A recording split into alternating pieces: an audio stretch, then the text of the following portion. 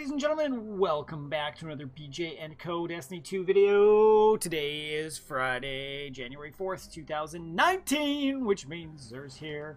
We're going to let you know where he's hiding and see what he's got in his inventory this week and have some discussions about it. If you cannot tell, we are in the EDZ on Earth, and we are in the Winding Cove down here. Zer spawns just up in this general area there, so we'll head over there. Now, last week, guys, thank you for everybody that provided us the information. We had 10 submissions put in, and interestingly enough, we had the Stag as the most popular pickup last week, so nice to see some things still getting some loves, though it is for a Warlock, so, you know. And then it was a three-way tie for second place, so it was 30% of the votes went to the Stag, 20% to Nothing, 20% to Darcy, 20% to the Ashen Wake. And then we had 10% of you pick up the fantastic little Isochronal Engram to fill in those gaps that you don't have. If you guys want to let me know down in the straw poll below what you pick up this week, we can talk about it a little bit next week too. But let's see what we've got here, Mr. Zer. So, first things first, for the weapon, we have the Graviton Lance. And this is a pulse rifle. And its main perk is that the second shot of burst rips holes through space-time, dealing high damage and recoil with no fall off. The other main perk on it is Cosmology. Kills with this weapon cause enemies to detonate and spawn void projectiles that track targets. This is so much fun to play with big grouped up enemies. It was destroying in PvP for a while. I think it's still fairly decent, though. I've been avoiding the PvP scene myself. And yeah, so not a bad pickup at all. I quite enjoy this one. It's been around for right since the beginning. It's actually a fairly retro knight right now. But yeah, so that's, I'd say if you don't got it, grab it. I have fun with that one all the time. It's a good. For the Hunter, we have the Celestial Nighthawk. And this is another one that's been around since the beginning and has been around since D1 as well. This one, the main perk on it is it modifies your golden gun. So this is only for those fire hunters and or solar hunters. And it fires a single shot that it's, I don't know if they've changed the numbers on it, but I believe it used to be 6 times damage. In opposed to, so basically, if you can hit your shot, you're doing fantastic, even better than if you hit all 3. Enemies eliminated by the shot explode and grant you super energy. So if you can get a kill with it, it's fantastic. Great for melting bosses if you can just nail them with it, especially with some debuffs on them. So it's a fun one. Perk wise, it's got mobility and 2 resilience, and you can swap one of those resilience for health recovery if you want a more balanced approach. We've got fusion rifle targeting, hand cannon targeting, and hands-on gain super energy from melee kills. Like this with the having a good super perk, so just better ability to get that super up more often, which you want to be using as much as possible with this guy. And then scout rifle reserves and machine gun reserve. So not a bad one at all. This one is always fun with the Hunter. A bunch of my buddies love to pull this one out. It was their go-to exotic right at the beginning of D2. So definitely with the pickup, I like the and I like the synergy too. Let's take a look. Let's go to the right place, Ben.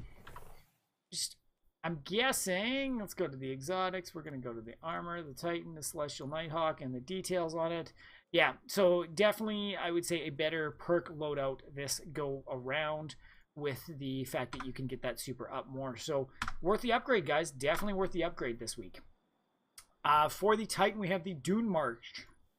And this one, Dunemarchers. And this one increases sprint speed. Sprinting builds up static charge. After melee attacking an enemy, that charge will chain damage to nearby enemies. So good if you want to smash into a bunch of mobs all together. 2 mobility, 1 resilience. This is always a good one to have mobility on, but you can switch one for health recovery. You've got the fusion rifle, dexterity, hand cannon, dexterity, and outreach. Reduces melee cooldown while using your class ability. A little bit of synergy, but nothing amazing. Scout Rifle Scavenger, and the Special Ammo Finder. So this is, I would say this is kind of a pass. I've never loved the Dunemarchers myself.